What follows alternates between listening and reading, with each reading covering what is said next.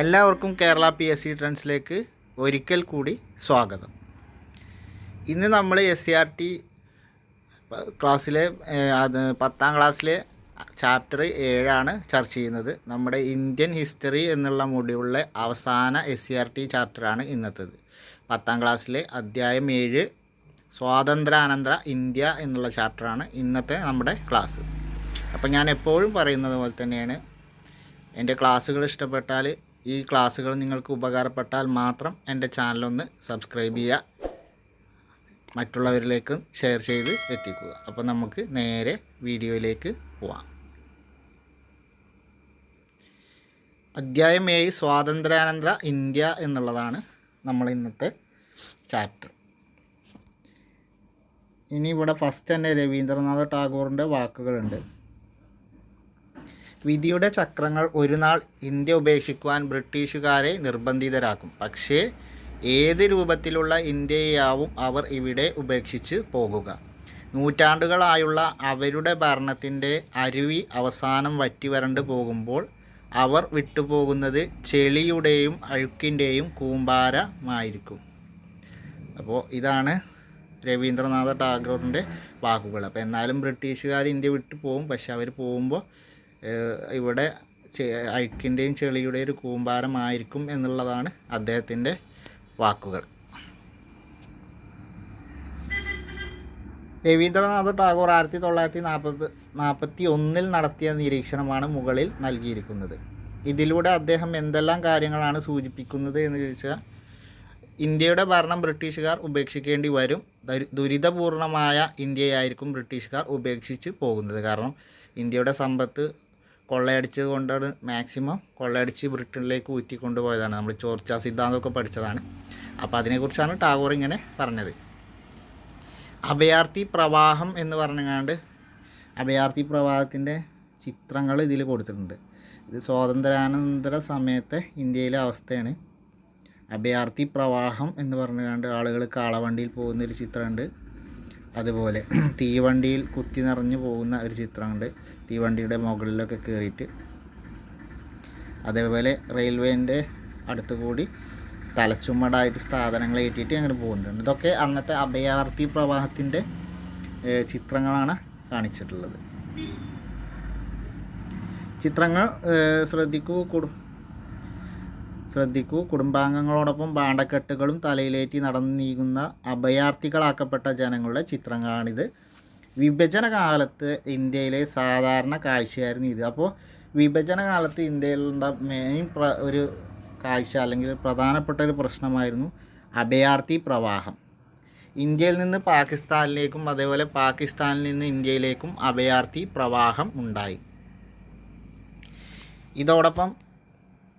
ഇതോടൊപ്പം രാജ്യത്ത് പലയിടങ്ങളിലായി വർഗീയ ലഹളകൾ നടന്നു. നമുക്കറിയാം, ഇന്ത്യക്ക് സ്വാതന്ത്ര്യം കിട്ടുന്ന സമയത്ത് ഗാന്ധിജി ഇന്ത്യയുടെ അതിർത്തി പ്രദേശങ്ങളിലായിരുന്നു. വർഗീയ കലാപങ്ങൾ നടക്കുന്ന പ്രദേശങ്ങളിൽ പോയിട്ട് സമാധാനം പുനഃസ്ഥാപിക്കാൻ വേണ്ടി ശ്രമിച്ചുകൊണ്ടിരിക്കുകയായിരുന്നു. അപ്പോൾ രാജ്യത്തിൻ്റെ പലയിടങ്ങളിലും വർഗീയ ലഹളകൾ നടന്നു. അപ്പോൾ അന്ന് സ്വാതന്ത്ര്യാനന്തര സമയത്ത് വർഗീയ ലഹളകൾ നടന്ന സ്ഥലങ്ങൾ ഏതൊക്കെയെന്ന് ചോദിച്ചാൽ, കൽക്കട്ട, ബീഹാർ, നവകാലി, ദില്ലി, പഞ്ചാബ്, കാശ്മീർ.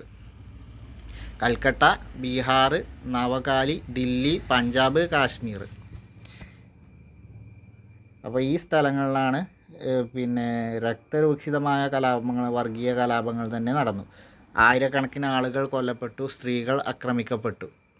അപ്പോൾ സ്വാതന്ത്ര്യാനന്തര സമയത്ത് കലാപങ്ങൾ പൊട്ടിപ്പുറപ്പെട്ട അല്ലെങ്കിൽ വർഗീയ കലാപങ്ങൾ നടന്ന സ്ഥലങ്ങളാണ് ബീഹാർ, നവകാലി, ദില്ലി, പഞ്ചാബ്, കാശ്മീർ, കൽക്കട്ട എന്നീ സ്ഥലങ്ങൾ. ഇതിൽ നവകാലി നമ്മൾ മുൻപ് ഒരു തവണ പഠിച്ചതാണ്. എന്താണ് നവകാലിൻ്റെ പ്രത്യേകത? നിയമലംഘന പ്രസ്ഥാന സമയത്ത് ഉപ്പ് സത്യാഗ്രഹം നടന്ന സ്ഥലമാണ് നവകാലി. അപ്പോൾ അത്രയാണ് അവിടെയുള്ള വരിക്കാനുള്ളത്. അപ്പോൾ ആ സമയത്ത് വർഗീയ കലാപങ്ങൾ പൊട്ടിപ്പുറപ്പെട്ട സ്ഥലങ്ങളാണ് അത്. ഇതിൻ്റെ ഫലമായി സർവ്വതും നഷ്ടപ്പെട്ട് പലായനം ചെയ്തുകൊണ്ട് വ്യത്യസ്ത വിഭാഗക്കാർ അഭയാർത്ഥികളായി മാറി. അപ്പോൾ ഈ അതിർത്തി പ്രദേശങ്ങളിൽ ഇങ്ങനെ വർഗീയ കലാപം ഉണ്ടായപ്പോൾ അവരുടെ വീടും സ്വത്തും എല്ലാം നഷ്ടപ്പെട്ട ആളുകൾ കിട്ടുന്ന സ്ഥാനങ്ങൾ എടുത്തുകൊണ്ട് പിന്നെ അഭയാർത്ഥികളായി അവിടുന്ന് സ്ഥലം വിടാൻ നിർബന്ധിതരായി. അങ്ങനെ അവർ അഭയാർത്ഥികളായി. കാൽനടയായും കാളവണ്ടിയിലും തീവണ്ടിയിലുമായി 10 ദശലക്ഷം അഭയാർത്ഥികളായി സഞ്ചരിച്ചു. സ്വാതന്ത്ര്യാനന്തര ഗവൺമെൻറ്റിൻ്റെ ഫലപ്രദമായ ഇടപെടലും പുനരധിവാസ നടപടികളും വഴി അഭയാർത്ഥി പ്രശ്നം പരിഹരിക്കാൻ കഴിഞ്ഞു. അപ്പോൾ സ്വാതന്ത്ര്യ സമയത്ത് ഇതായിരുന്ന അവസ്ഥയെങ്കിലും സ്വാതന്ത്ര്യാനന്തര ഇന്ത്യയിൽ രൂപീകരിച്ച ജവഹർലാൽ നെഹ്റുവിൻ്റെ നേതൃത്വത്തിലുള്ള മന്ത്രിസഭയ്ക്ക് ഈ വിഷയത്തിൽ നന്നായി ഇടപെടാനും അവരുടെ പ്രശ്നങ്ങൾ പരിഹരിക്കാനും അവരെ പുനരധിവസിക്കാനും കഴിഞ്ഞു. അങ്ങനെ അഭയാർത്ഥി പ്രശ്നം പരിഹരിക്കപ്പെട്ടു. ഇനി ഗാന്ധിജിയുടെ രക്തസാക്ഷിത്വം എന്ന് പറഞ്ഞൊരു കോളുണ്ട് ഇവിടെ. ഇതെന്താണെന്ന് ജസ്റ്റ് നോക്കാം. നമ്മുടെ ജീവിതത്തിൽ നിന്ന് പ്രകാശം മാഞ്ഞു പോയിരിക്കുന്നു, എവിടെയും ഇരുട്ടാണ്. ഗാന്ധിജി വെടിയേറ്റ് മരിച്ച സംഭവത്തിൽ ജവഹർലാൽ നെഹ്റു പറഞ്ഞ വാക്കുകളാണിത്. അപ്പോൾ ഈ നമ്മുടെ ജീവിതത്തിൽ നിന്ന് പ്രകാശം മാഞ്ഞു പോയിരിക്കുന്നു, എവിടെയും ഇരുട്ടാണ് എന്നുള്ള വാക്കുകൾ ആരുടേതെന്ന് വെച്ചാൽ ജവഹർലാൽ നെഹ്റു ആണ്. മഹാത്മാഗാന്ധിജി കൊല്ലപ്പെട്ട സമയത്താണ് അദ്ദേഹം ഇങ്ങനെ പറഞ്ഞത്. ഇന്ത്യയെ ബ്രിട്ടീഷ് ഭരണത്തിൽ നിന്ന് മോചിപ്പിക്കാനുള്ള അഹിംസാത്മക സമരത്തിന് നേതൃത്വം നൽകിയ ഗാന്ധിജി 1948 ജനുവരി 30 ഡൽഹിയിലെ പ്രാർത്ഥനായോഗ സ്ഥലത്ത് വെച്ച് നാഥുറാം വിനായക് ഗോഡ്സെയുടെ വെടിയേറ്റ് മരിച്ചു. അപ്പോൾ മഹാത്മാഗാന്ധിജിയെ കൊലപ്പെടുത്തിയത് ആരെന്ന് ചോദിച്ചാൽ നാഥുറാം വിനായക് ഗോഡ്സെ എന്നുള്ള തീവ്രവാദിയാണ്. 1948 ജനുവരി 30 മഹാത്മാഗാന്ധി വെടിയേറ്റ് കൊല്ലപ്പെട്ടത്. ഡൽഹിയിലെ ബിർള ഹൗസിൽ വെച്ചാണ് പ്രാർത്ഥനായോഗത്തിൽ പങ്കെടുക്കാൻ വന്ന മഹാത്മാഗാന്ധിക്ക് നേരെ തീവ്രവാദിയായ നാഥുറാം വിനായക് ഗോഡ്സെ വെടിവെച്ചത്. ഇന്ത്യ വിഭജന ശേഷം നടന്ന വർഗീയ ലഹളകളുടെ അനന്തരഫലമായിരുന്നു ഗാന്ധിജിയുടെ രക്തസാക്ഷിത്വം. അപ്പോൾ ഇന്ത്യ വിഭജന ശേഷം നടന്ന വർഗീയ ലഹളകളുടെ അനന്തരഫലമായിരുന്നു ഗാന്ധിജിയുടെ രക്തസാക്ഷിത്വം. അപ്പോൾ ഇവിടെ നെഹ്റു പറഞ്ഞ വാക്കുകൾ, അതേപോലെ ഗാന്ധിജി വെടിയേറ്റ് മരിച്ച ദിവസം എവിടെ വെച്ചാണെന്നുള്ളത് ഡൽഹിയിലെ ബിർള ഹൗസ്, അത് നോട്ട് ചെയ്യുക. നെഹ്റു പറഞ്ഞ വാക്കുകൾ ഇത്രയാണ് ആ കോളത്തിലുള്ളത്. ഇനി നാട്ടുരാജ്യങ്ങളുടെ സംയോജനം. സ്വാതന്ത്ര്യത്തിന് മുമ്പ് ഇന്ത്യയിൽ ബ്രിട്ടീഷുകാർ നേരിട്ട് ഭരണം നടത്തിയിരുന്ന പ്രദേശങ്ങൾക്ക് പുറമെ ബ്രിട്ടീഷ് നിയന്ത്രണത്തിലുള്ള 600ഓളം നാട്ടുരാജ്യങ്ങളും ഉണ്ടായിരുന്നു. നാട്ടുരാജ്യങ്ങൾ ഇന്ത്യയിലോ പാകിസ്ഥാനിലോ ചേരാനോ സ്വതന്ത്രമായി നിൽക്കാനോ ഉള്ള അധികാരം നൽകിയ ശേഷമാണ് ബ്രിട്ടൻ ഇന്ത്യ വിട്ടത്. നമ്മൾ കഴിഞ്ഞ ചാപ്റ്ററിൻ്റെ അവസാന ഭാഗത്ത് മൗണ്ട് ബാറ്റൻ പദ്ധതി പറഞ്ഞു. ആ മൗണ്ട് ബാറ്റൻ പദ്ധതിയിൽ പറഞ്ഞ ഒരു കാര്യമാണ് നാട്ടുരാജ്യങ്ങൾക്ക് ഇന്ത്യയിലോ പാകിസ്ഥാനിലോ സ്വയം ചേരാനോ അല്ലെങ്കിൽ സ്വന്തമായി നിൽക്കാനുള്ള അധികാരം ഉണ്ട് എന്നുള്ളത് മൗണ്ട് ബാറ്റൻ പദ്ധതി പ്രകാരമുള്ള കാര്യമാണ്. അത് നമ്മൾ കഴിഞ്ഞ വീഡിയോൻ്റെ അവസാന ഭാഗത്ത് നമ്മൾ പഠിച്ചതാണ്. അതിനാൽ സ്വാതന്ത്ര്യാനന്തര ഇന്ത്യ നേരിടേണ്ടി വന്ന മറ്റൊരു പ്രധാന പ്രശ്നമായിരുന്നു നാട്ടുരാജ്യങ്ങളുടെ ഇന്ത്യൻ യൂണിയനിലേക്കുള്ള സംയോജനം. ഇത് ശ്രമകരമായ ഒരു ദൗത്യമായിരുന്നു. കേന്ദ്ര മന്ത്രിസഭയിലെ സംസ്ഥാനങ്ങളുമായി ബന്ധപ്പെട്ട വകുപ്പിൻ്റെ ചുമതല സർദാർ വല്ലഭായ് പട്ടേലിനായിരുന്നു. സ്റ്റേറ്റ് ഡിപ്പാർട്ട്മെൻറ്റിൻ്റെ സെക്രട്ടറിയായി മലയാളിയായ VP മേനോനെ അദ്ദേഹം നിയമിച്ചു. അപ്പോൾ നാട്ടുരാജ്യങ്ങളുടെ സംയോജനവുമായി ബന്ധപ്പെട്ട് നമ്മൾ ഓർത്തിരിക്കേണ്ട 2 പേരുകളാണ് സർദാർ വല്ലഭായ് പട്ടേലും അതേപോലെ അന്നത്തെ സ്റ്റേറ്റ് ഡിപ്പാർട്ട്മെൻറ്റ് സെക്രട്ടറിയായ മലയാളിയായ VP മേനോനും. അപ്പോൾ VP മേനോനും സർദാർ വല്ലഭായ് പട്ടേലും നാട്ടുരാജ്യ സംയോജനങ്ങളുമായി ബന്ധപ്പെട്ട് നമ്മൾ ഓർത്തിരിക്കേണ്ട 2 പേരുകളാണ്. അപ്പോൾ നാട്ടുരാജ്യങ്ങളുടെ ഇന്ത്യൻ യൂണിയനിലേക്കുള്ള സംയോജനം സ്വാതന്ത്ര്യാനന്തരത്തിൽ ഇന്ത്യക്ക് വലിയൊരു പ്രശ്നമായിരുന്നു, ശ്രമകരമായ ദൗത്യമായിരുന്നു. അപ്പോൾ സർദാർ വല്ലഭായ് പട്ടേൽ എന്ന് പറഞ്ഞാൽ ഇന്ത്യയുടെ ഉപപ്രധാനമന്ത്രിയായിരുന്നു, ആഭ്യന്തരമന്ത്രിയായിരുന്നു, കൂടാതെ സംസ്ഥാനങ്ങളുടെ വകുപ്പ് കൂടി ചാർജുള്ള വകുപ്പ് മന്ത്രി കൂടിയായിരുന്നു സർദാർ വല്ലഭായ് പട്ടേൽ. നാട്ടുരാജ്യങ്ങളെ ഇന്ത്യൻ യൂണിയനിൽ ലയിപ്പിക്കുന്നതിന് പട്ടേലും VP മേനോനും ചേർന്ന് ഒരു ലയന കരാർ തയ്യാറാക്കി. അപ്പോൾ VP മേനോനും സർദാർ വല്ലഭായ് പട്ടേലും ചേർന്ന് നാട്ടുരാജ്യങ്ങളെ ഇന്ത്യൻ യൂണിയനിൽ ലയിപ്പിക്കുന്നതിന് വേണ്ടിയിട്ട് ഒരു ലയന കരാർ തയ്യാറാക്കി, ഇൻസ്ട്രുമെൻ്റ് ഓഫ് ആക്സഷൻ. അതനുസരിച്ച് പ്രതിരോധം, വിദേശകാര്യം, വാർത്താവിനിമയം എന്നിവയുടെ നിയന്ത്രണം നാട്ടുരാജ്യങ്ങൾ കേന്ദ്ര സർക്കാരിന് കൈമാറണം. അപ്പോൾ നാട്ടുരാജ്യങ്ങളെ സംയോജിപ്പിക്കുന്നതിന് വേണ്ടിയിട്ട് കരാർ തയ്യാറാക്കി. അപ്പോൾ എന്താണ് ലയനക്കരാർ എന്ന് പറഞ്ഞാൽ, പ്രതിരോധം, വിദേശകാര്യം, വാർത്താവിനിമയം എന്നിവയുടെ നിയന്ത്രണം നാട്ടുരാജ്യങ്ങൾ ഇന്ത്യൻ സർക്കാരിന് കൈമാറണം. അപ്പോൾ കരാർ അനുസരിച്ച് പ്രതിരോധം, വാർത്താവിനിമയം, വിദേശകാര്യം എന്നീ വകുപ്പുകളുടെ നിയന്ത്രണം നാട്ടുരാജ്യങ്ങൾ ഇന്ത്യൻ ഗവൺമെൻറ്റിന് കൈമാറണം. ജനകീയ പ്രതിഷേധങ്ങളും ഇന്ത്യ ഗവൺമെൻറ്റിൻ്റെ പ്രായോഗിക സമീപനങ്ങളും മൂലം ഭൂരിഭാഗം ജനങ്ങളും ലയനക്കരാറിൽ ഒപ്പുവെച്ച് ഇന്ത്യൻ യൂണിയനിൽ ചേർന്നു. അപ്പോൾ ജനകീയ പ്രശ്നങ്ങളും അതുപോലെ ഇന്ത്യൻ സർക്കാരിൻ്റെ പ്രായോഗികപരമായ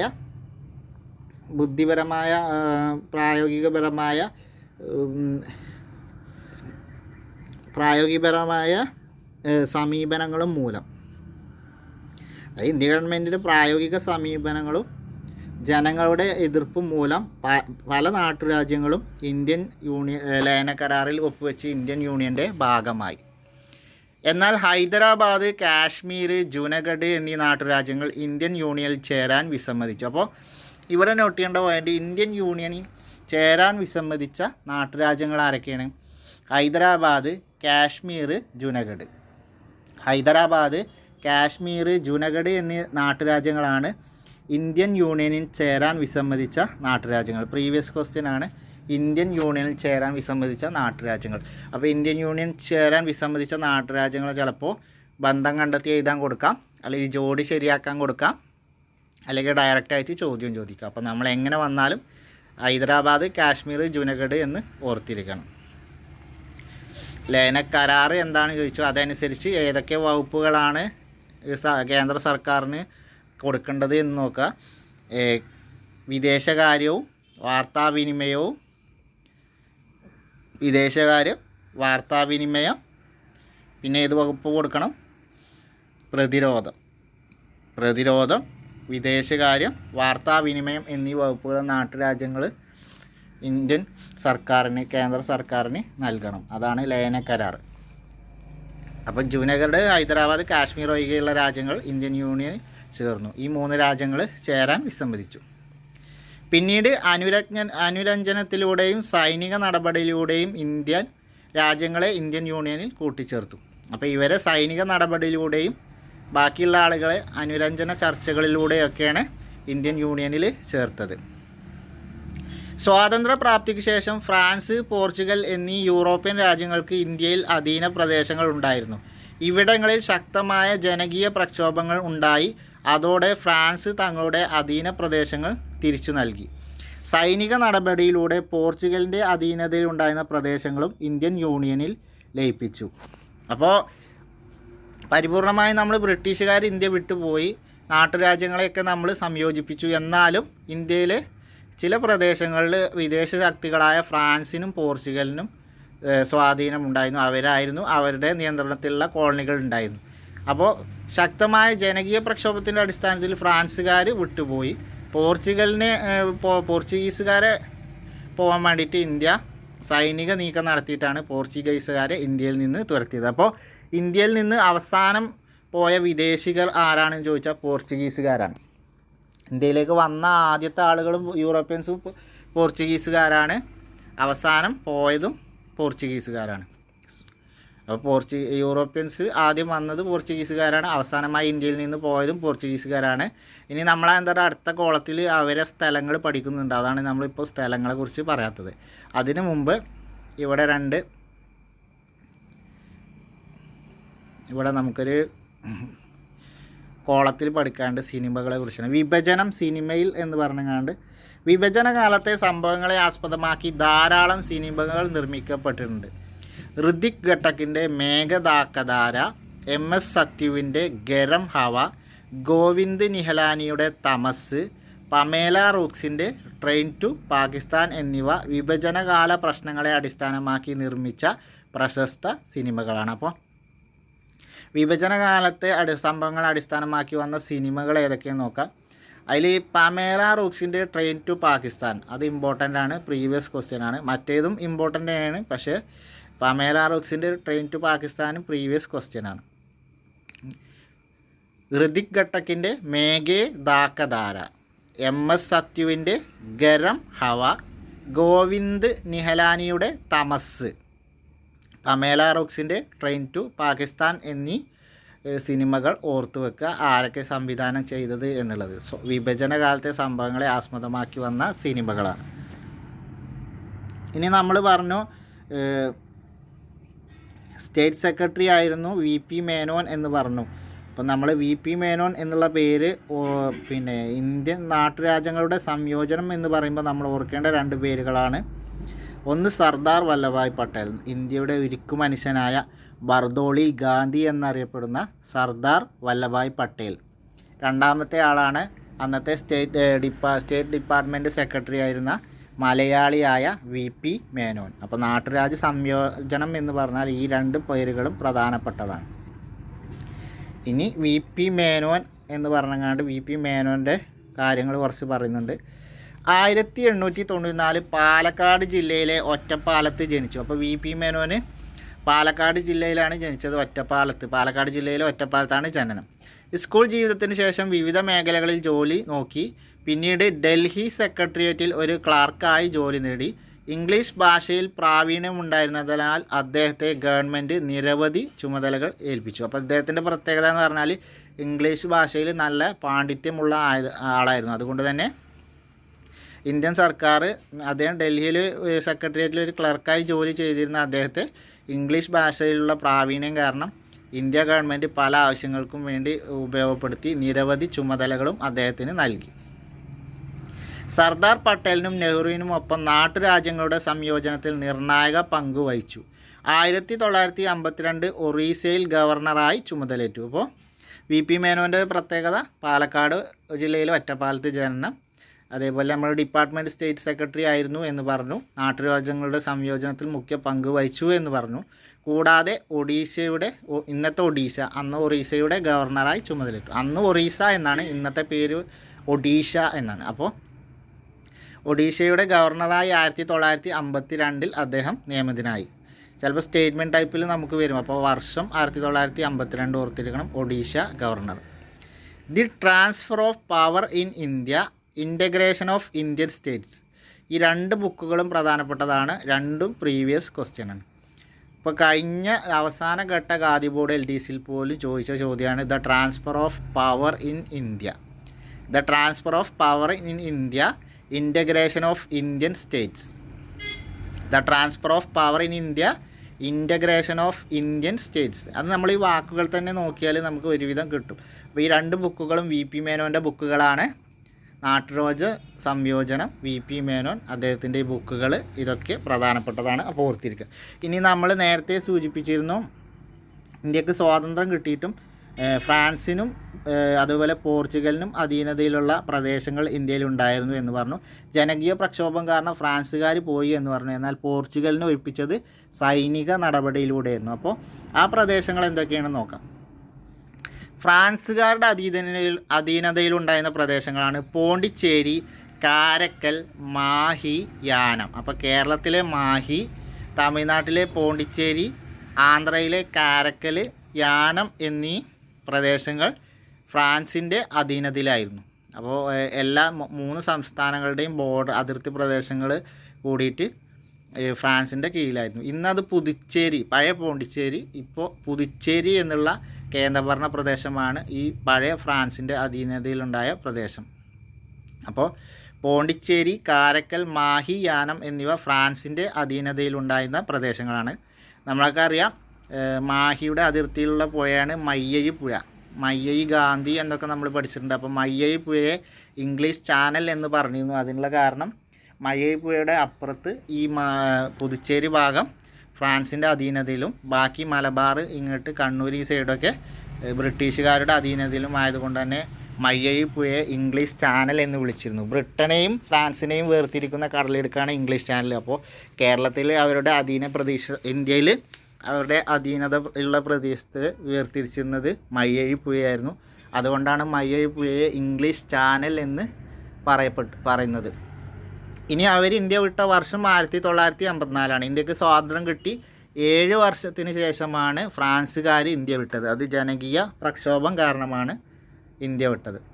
അങ്ങനെ ആ പ്രദേശം ഇന്ത്യ ഒരു യൂണിയൻ ടെറിട്ടറി അഥവാ കേന്ദ്രഭരണ പ്രദേശമാക്കി നിലനിർത്തി. പോർച്ചുഗലിൻ്റെ കീഴിലുണ്ടായിരുന്നത് ഗോവയും ദാമൻ ദിയു ദ്വീപുകളും ഗോവയുമാണ് പോർച്ചുഗലിൻ്റെ കീഴിൽ ഉണ്ടായിരുന്ന പ്രദേശങ്ങൾ. 1961 പോർച്ചുഗൽ ഇന്ത്യ വിട്ടത്. അത് സൈനിക നീക്കത്തിലൂടെയാണ് ഈ പ്രദേശങ്ങൾ പോർച്ചുഗലിൽ നിന്ന് ഇന്ത്യ പിടിച്ചെടുത്തത്.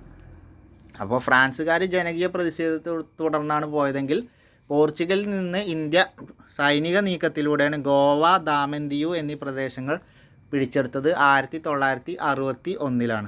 1961 സൈനിക നീക്കത്തിലൂടെയാണ് ഇന്ത്യ ഈ ഇത് പോർച്ചുഗലിൽ നിന്ന് പിടിച്ചെടുത്തത്. അപ്പോൾ ഇന്ത്യയിൽ നിന്ന് അവസാനം പോയ വിദേശീയർ പോർച്ചുഗലാണ്. 1961 അവർ പോകുന്നത്. ഇന്ത്യക്ക് സ്വാതന്ത്ര്യം കിട്ടി ഏകദേശം 14 വർഷങ്ങൾക്ക് ശേഷമാണ് പോർച്ചുഗൽ പോയത്. ഇതിങ്ങനെ കറക്റ്റ് പാറ്റേൺ ആണ്. കാരണം ഇന്ത്യക്ക് സ്വാതന്ത്ര്യം കിട്ടി 7 വർഷം. 1947 ഇന്ത്യക്ക് സ്വാതന്ത്ര്യം. 7 വർഷത്തിന് ശേഷം ഫ്രാൻസുകാർ പോയി. പിന്നീടൊരു 7 വർഷം, 14 വർഷത്തിന് ശേഷം 1961 പോർച്ചുഗലുകാരും പോയി. അപ്പോൾ 7 അങ്ങനെ കറക്റ്റ് ആ പാറ്റേണിലാണ് വരുന്നത്. അതുകൊണ്ട് വർഷം ഓർത്തിരിക്കാൻ സുഖമാണ്. ഇനി ഭരണഘടനാ രൂപീകരണവും ആദ്യ പൊതു തെരഞ്ഞെടുപ്പും.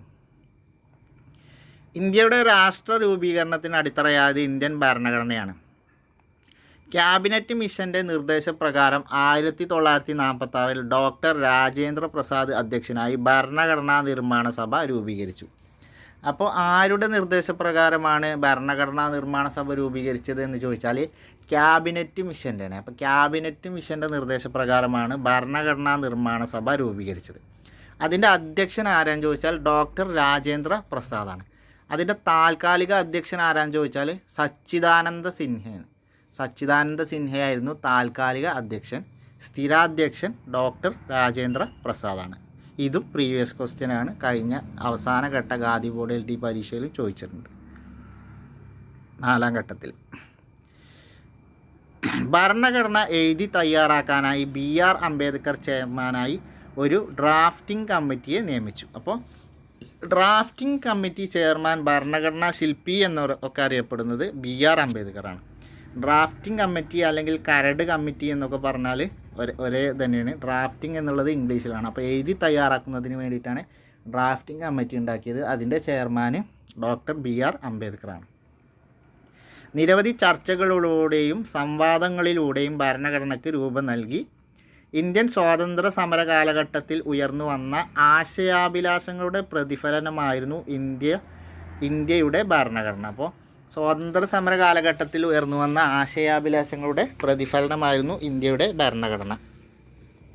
1950 ജനുവരി 26 സ്വതന്ത്ര ഇന്ത്യയുടെ ഭരണഘടന നിലവിൽ വരികയും ഇന്ത്യയെ ഒരു റിപ്പബ്ലിക്കായി പ്രഖ്യാപിക്കുകയും ചെയ്തു. അപ്പോൾ ഇന്ത്യൻ ഭരണഘടന നിലവിൽ വന്നത് 1950 ജനുവരി 26. ഈ ഭരണഘടനയെക്കുറിച്ച് അടുത്ത നമ്മളെ മൊഡ്യൂൾ 4 ഇന്ത്യൻ ഭരണഘടനയാണ്. അപ്പോൾ നമ്മൾ അതിൽ വിശദമായി ചർച്ച ചെയ്യും. അതുകൊണ്ടാണ് ഇവിടെ ഞാൻ കൂടുതലൊന്നും പറയാത്ത ഇങ്ങനെ ജസ്റ്റ് പറഞ്ഞു പോകുന്നത്. ഓക്കെ, ഭരണഘടന എന്നുള്ളത് ഒരു സ്പെഷ്യൽ ടോപ്പിക് തന്നെ നമുക്ക് പഠിക്കാണ്ട്. അപ്പോൾ അതിൽ രൂപീകരണം, ആദ്യം മീറ്റിംഗ് കൂടിയത്, അങ്ങനെ ഡീറ്റെയിൽഡായി പഠിക്കാണ്ട്. അതുകൊണ്ടാണ് ഞാനിവിടെ ജസ്റ്റ് വായിച്ചു പോകുന്നത്. അപ്പോൾ അവിടെ അത്ര മാത്രം നോക്കിയാൽ മതി. സ്വാതന്ത്ര്യാനന്തര ഇന്ത്യ നേരിട്ട മറ്റൊരു പ്രശ്നം ജനാധിപത്യ വ്യവസ്ഥയുടെ രൂപീകരണമായിരുന്നു. ഭരണഘടന അനുസൃതമായി ഇന്ത്യയിലെ ആദ്യ പൊതു തെരഞ്ഞെടുപ്പ് നടന്നത് 51-52 കാലയളവിലായിരുന്നു. ഇവിടെ നോട്ട് ചെയ്യേണ്ട പോയിന്റ്, ഇന്ത്യയിലെ ആദ്യ പൊതു തെരഞ്ഞെടുപ്പ് നടന്നത് 1951-52 കാലഘട്ടത്തിലാണ്. അപ്പോൾ 51-52 കാലഘട്ടത്തിലായിരുന്നു ഇന്ത്യയിൽ ആദ്യ പൊതു തെരഞ്ഞെടുപ്പ് നടന്നത്. സ്വാതന്ത്ര്യവും നിഷ്പക്ഷവുമായ ആദ്യ തെരഞ്ഞെടുപ്പ് ഇന്ത്യൻ ജനാധിപത്യത്തിൻ്റെ വിജയമായിരുന്നു. ഇന്ത്യക്കാർക്കൊപ്പം സ്വാതന്ത്ര്യം നേടിയ ഏഷ്യയിലെയും ആഫ്രിക്കയിലെയും ഒട്ടുമിക്ക രാജ്യങ്ങളും ജനാധിപത്യത്തിൽ നിന്ന് വ്യതിചലിക്കുമ്പോഴും ഇന്ത്യയുടെ ജനാധിപത്യ വ്യവസ്ഥ ഇന്നും ശക്തമായി നിലകൊള്ളുന്നു. അപ്പോൾ സ്വാതന്ത്ര്യം കിട്ടിയതുവരെ പറഞ്ഞു. ഇനി ഇന്ത്യൻ ഭരണഘടനയുടെ പുറംചട്ട എന്ന് പറഞ്ഞുകൊണ്ട് അതിൻ്റെ ഒരു ഫോട്ടോ ഉണ്ട്. ഇനി നമ്മുടെ ഭരണഘടനാ ശില്പിയായ ഡോക്ടർ ഭീംറാവു അംബേദ്കർ എന്ന BR അംബേദ്കറുടെ ഒരു ഫോട്ടോ ഉണ്ട്.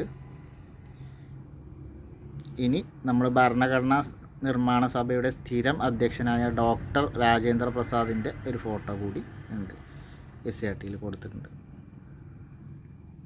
ഈ ഫോട്ടോകൾ കണ്ടാൽ തന്നെ ഇതുമായി ബന്ധപ്പെട്ടതാണെന്ന് നമുക്ക് ആലോചിക്കാൻ കിട്ടുന്നതേ ഉള്ളൂ. ഇനി ഭാഷാടിസ്ഥാനത്തിൽ സംസ്ഥാനങ്ങളുടെ രൂപീകരണം, ഇതും വളരെ ഇമ്പോർട്ടൻ്റ് ടോപ്പിക്കാണ്. ഒരുപാട് പ്രീവിയസ് ക്വസ്റ്റ്യന് ആവർത്തിച്ച് വന്നിട്ടുള്ള ഒരു ഏരിയയാണ് ഇത്. നാട്ടുരാജ്യങ്ങളുടെ സംയോജനം നാം ചർച്ച ചെയ്തല്ലോ. ഇവിടങ്ങളിൽ ജനങ്ങൾ അഭിമുഖീകരിക്കുന്ന പ്രസ്ഥാനങ്ങൾ, അതിനാൽ ഭാഷാടിസ്ഥാനത്തിൽ അവിടെ നിന്ന് സ്കിപ്പ് ചെയ്യുക. ഇനി നോട്ട് ചെയ്യേണ്ട ഒരു പോയിൻ്റ്, 1920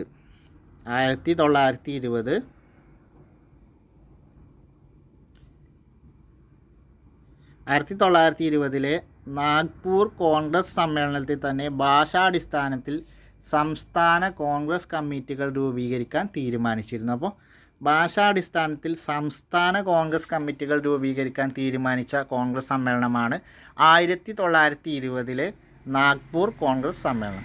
1920 നാഗ്പൂർ കോൺഗ്രസ് സമ്മേളനത്തിലാണ് ഭാഷാടിസ്ഥാനത്തിൽ സംസ്ഥാന തലത്തിൽ പ്രാദേശിക കോൺഗ്രസ് കമ്മിറ്റികൾ രൂപീകരിക്കാൻ തീരുമാനിച്ചിരുന്നു. 2020 നാഗ്പൂർ കോൺഗ്രസ് സമ്മേളനം കോൺഗ്രസിൻ്റെ പ്രാദേശിക കമ്മിറ്റികൾ ഭാഷാടിസ്ഥാനത്തിൽ രൂപീകരിക്കാൻ തീരുമാനിച്ചു എന്ന് പറഞ്ഞു. സ്വാതന്ത്ര്യാനന്തരം ഭാഷാടിസ്ഥാനത്തിൽ സംസ്ഥാനങ്ങൾ രൂപീകരിക്കുക എന്ന ആവശ്യം ഉന്നയിച്ചുകൊണ്ട് ജനകീയ പ്രക്ഷോഭങ്ങൾ ആരംഭിച്ചു. അപ്പോൾ ഭാഷാടിസ്ഥാനത്തിൽ സംസ്ഥാനം രൂപീകരിക്കണം എന്ന് ആവശ്യപ്പെട്ടുകൊണ്ട് സ്വാതന്ത്ര്യാനന്തരം പ്രക്ഷോഭങ്ങൾ ആരംഭിച്ചു. തെലുങ്ക് സംസാരിക്കുന്നവർക്കായി ആന്ധ്ര സംസ്ഥാനം രൂപീകരിക്കുക എന്ന ആവശ്യമായി സ്വാതന്ത്ര്യ സമര സേനാനിയായിരുന്ന പോറ്റി ശ്രീരാമലു നിരാഹാരം തുടങ്ങി. അപ്പോൾ തെലുങ്ക് സംസാരിക്കുന്ന ആളുകൾക്ക് വേണ്ടി ആന്ധ്ര സംസ്ഥാനം രൂപീകരിക്കണം എന്നാവശ്യപ്പെട്ടുകൊണ്ട് പോറ്റി ശ്രീരാമലു, സ്വാതന്ത്ര്യ സമര സേനാനിയായിരുന്നു പോറ്റി ശ്രീരാമലു, നിരാഹാരം തുടങ്ങി. 58 ദിവസത്തെ നിരാഹാര സമരത്തെ തുടർന്ന് അദ്ദേഹം മരണമടഞ്ഞു. ഇത് പ്രക്ഷോഭം രൂക്ഷമാക്കി. അപ്പോൾ ആന്ധ്ര സംസ്ഥാനം രൂപീകരിക്കുന്നതിന് വേണ്ടി നിരാഹാരം കടന്ന് മരണപ്പെട്ട വ്യക്തി ആരാണെന്ന് ചോദിച്ചാൽ പോറ്റി ശ്രീരാമലു ആണ്. തെലുങ്ക് സംസാരിക്കുന്നവർക്ക് വേണ്ടി ആന്ധ്ര സംസ്ഥാനം രൂപീകരിക്കണം എന്നാവശ്യപ്പെട്ടുകൊണ്ട് 58 ദിവസം നിരാഹാരം കടന്ന് മരണമടഞ്ഞ വ്യക്തിയാണ് പോറ്റി ശ്രീരാമലു. തുടർന്ന് തെലുങ്ക് സംസാരിക്കുന്നവർക്കായി ആന്ധ്ര സംസ്ഥാനം 1953 രൂപീകരിച്ചു. അപ്പോൾ ഇവിടെ ആന്ധ്രാപ്രദേശായിട്ടില്ല, രൂപീകരിക്കുമ്പോൾ ആന്ധ്രയായിരുന്നു. പിന്നെ തെലുങ്കാന കൂടി, ഹൈദരാബാദ് കൂടി കൂട്ടിച്ചേർത്തിട്ടാണ് ആന്ധ്രാപ്രദേശ് എന്ന് പുനർനാമകരണം വന്നത്. അപ്പോൾ 1953 ആന്ധ്ര സംസ്ഥാനം രൂപീകരിച്ചത്. അപ്പോൾ ഇന്ത്യയിൽ ഭാഷാടിസ്ഥാനത്തിൽ നിലവിൽ വന്ന ആദ്യത്തെ സംസ്ഥാനം ഏതാണെന്ന് ചോദിച്ചാൽ ആന്ധ്രയാണ്. 1953 ഒക്ടോബർ 1 നിലവിൽ വന്നത്.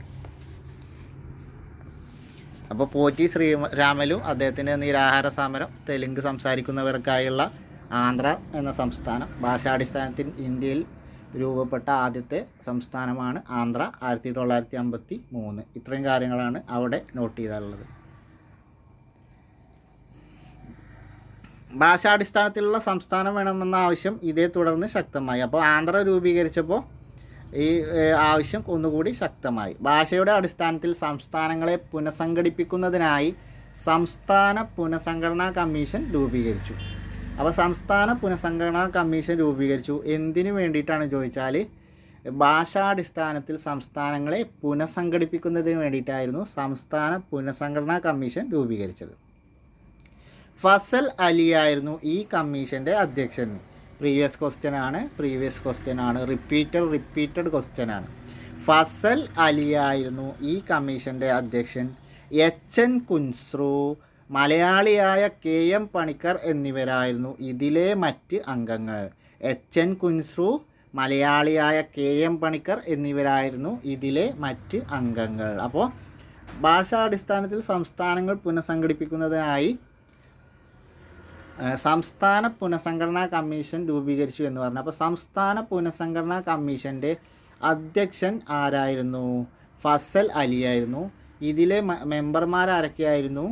എച്ച്.എൻ. കുൻസ്രുവും മലയാളിയായ കെ.എം. പണിക്കരും. കെ.എം. പണിക്കർ എന്നുള്ളതിൻ്റെ പൂർണ്ണരൂപം കാവാലം മാധവ പണിക്കർ എന്നാണ്. അപ്പോൾ ഏതോ ഒരു പ്രീവിയസ് ക്വസ്റ്റ്യനിൽ കെ.എം. പണിക്കർ എന്നതിന് പകരം കാവാലം മാധവ പണിക്കർ എന്ന ഓപ്ഷനിൽ കൊടുത്തിരുന്നു. അപ്പോൾ അന്ന് ഉദ്യോഗാർത്ഥികൾക്ക് ഒരുപാട് കൺഫ്യൂഷൻ ആയിരുന്നു. അപ്പോൾ കാവാലം മാധവ പണിക്കർ എന്ന് പറഞ്ഞാലും കെ.എം. പണിക്കർ എന്ന് പറഞ്ഞാലും ഒരേ ആളാണെന്ന് മനസ്സിലാക്കുക. അപ്പോൾ വ്യക്തികളെ ഷോർട്ട് പഠിക്കുമ്പോൾ തന്നെ അതിൻ്റെ പൂർണ്ണ രൂപം കൂടി ഒന്ന് ഓർത്ത് വെക്കുന്നത് നല്ലതാണ്. കാരണം ഇപ്പോൾ PSCയുടെ കോമ്പറ്റീറ്റീവ് ലെവലൊക്കെ മാറിയതുകൊണ്ട് തന്നെ ഇങ്ങനെ പലതരത്തിലുള്ള ട്രാപ്പുകളും PSCൻ്റെ ചോദ്യം പേപ്പറിൽ ഉണ്ടാവും. അപ്പോൾ ഈ ഭാഷാ പുനഃസംഘടനാ കമ്മീഷനെ കുറിച്ചാണെങ്കിൽ നിങ്ങൾ കഴിഞ്ഞൊരു 5 വർഷത്തെ ഏത് ക്വസ്റ്റ്യൻ പേപ്പർ എടുത്താലും ഇതിൻ്റെ ഭാഗത്തു നിന്ന് അതിലൊരു ചോദ്യം നിർബന്ധമായിട്ടും ഉണ്ടാവും. അത് നിങ്ങൾ എടുത്ത് നോക്കിയാൽ നിങ്ങൾക്കറിയാം. ഇനി ഇത് അവരെ ഫോട്ടോ കൊടുത്തിട്ടുണ്ട്. ആദ്യം നമുക്ക് ആന്ധ്ര സംസ്ഥാന രൂപീകരണ ആവശ്യം, തെലുങ്ക് സംസാരിക്കുന്നവർക്ക് വേണ്ടി ആന്ധ്ര സംസ്ഥാനം രൂപീകരിക്കണം എന്നാവശ്യപ്പെട്ടുകൊണ്ട് നിരാഹാരം കടന്ന് മരണപ്പെട്ട പോറ്റി ശ്രീരാമലുവിൻ്റെ ഫോട്ടോ ആണ് ആദ്യത്തേത്. ഇനി നമ്മൾ ഭാഷാ പുനഃസംഘടനാ കമ്മീഷൻ ഭാഷാടിസ്ഥാനത്തിൽ സംസ്ഥാന പുനഃസംഘടനാ കമ്മീഷൻ രൂപീകരിച്ചപ്പോൾ അതിൻ്റെ അധ്യക്ഷൻ്റെയും അംഗങ്ങളുടെയും ഫോട്ടോ ആണ്. ഫസൽ അലി അധ്യക്ഷൻ, KM പണിക്കർ അഥവാ കാവാലം മാധവ പണിക്കർ അംഗം, HN കുൻസ്രു അംഗം. കാവാലം മാധവ പണിക്കർ മലയാളി ആയതുകൊണ്ട് അത് കൂടുതൽ ഒന്നും കൂടി ഹൈലൈറ്റ് ചെയ്ത് പഠിക്കണം. അപ്പോൾ ഇതാണ് ഭാഷാ പുനഃസംഘടനാ കമ്മീഷൻ. ഇതിൽ അംഗങ്ങളല്ലാത്തത് ഏത്, അംഗങ്ങളായവർ ഏത് എന്നൊക്കെ ചോദിച്ചാൽ ഈ 3 പേര് നിർബന്ധമായിട്ടും നിങ്ങൾ ഓർത്തിരിക്കണം. ഫസൽ അലി, കാവാലം മാധവ പണിക്കർ അല്ലെങ്കിൽ KM പണിക്കർ, HN കുൻസ്രു പേര് നിങ്ങൾ നിർബന്ധമായിട്ടും പഠിച്ചിരിക്കണം. അപ്പോൾ ഭാഷാടിസ്ഥാനത്തിൽ സംസ്ഥാനങ്ങൾ രൂപീകരിക്കുന്നതിന് വേണ്ടി രൂപീകരിച്ച സംസ്ഥാന പുനഃസംഘടനാ കമ്മീഷൻ, അതിൻ്റെ അധ്യക്ഷൻ, അംഗങ്ങൾ പ്രധാനപ്പെട്ടതാണ്. നിങ്ങളൊരു ഏത് ക്വസ്റ്റ്യൻ എടുത്താലും അതിൽ ഈ ഭാഗത്തു നിന്ന് ചോദ്യം വന്നിട്ടുണ്ട്. അതിൽ ഫസൽ അലി തന്നെ അധ്യക്ഷൻ ആരാ എന്നുള്ളത് തന്നെ ഒരു 8-10 തവണയെങ്കിലും കഴിഞ്ഞൊരു ക്വസ്റ്റ്യൻ പേപ്പറിലൊക്കെ ചോദിച്ചിട്ടുണ്ടാവും. എല്ലാത്തിലും ചോദിച്ച ചോദ്യം. ഈ കമ്മീഷൻ റിപ്പോർട്ടിൻ്റെ അടിസ്ഥാനത്തിൽ 1956 ഇന്ത്യൻ സംസ്ഥാന പുനഃസംഘടനാ നിയമം പാർലമെൻറ്റ് പാസ്സാക്കിയപ്പോൾ ഇന്ത്യൻ സംസ്ഥാന പുനഃസംഘടനാ നിയമം പാർലമെൻറ്റ് പാസ്സാക്കിയ വർഷം 1956. ഇത് പ്രകാരം 14 സംസ്ഥാനങ്ങളും 6 കേന്ദ്രഭരണ പ്രദേശങ്ങളും നിലവിൽ വന്നു. അപ്പോൾ 1956 സംസ്ഥാന പുനഃസംഘടനാ നിയമം. അപ്പോൾ സംസ്ഥാന പുനഃസംഘടനാ കമ്മീഷൻ്റെ റിപ്പോർട്ട് പ്രകാരം 1956 സംസ്ഥാന പുനഃസംഘടനാ നിയമം ഇന്ത്യൻ ഗവൺമെൻറ് പാസ്സാക്കി. ഇതിൻ്റെ അടിസ്ഥാനത്തിൽ 14 സംസ്ഥാനങ്ങളും